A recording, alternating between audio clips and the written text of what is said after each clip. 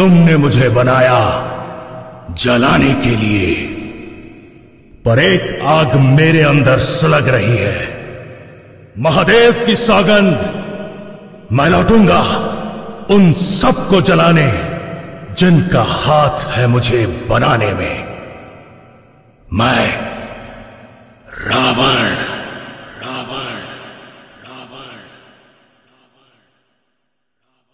तुमने मुझे बनाया जलाने के लिए, पर एक आग मेरे अंदर सुलग रही है।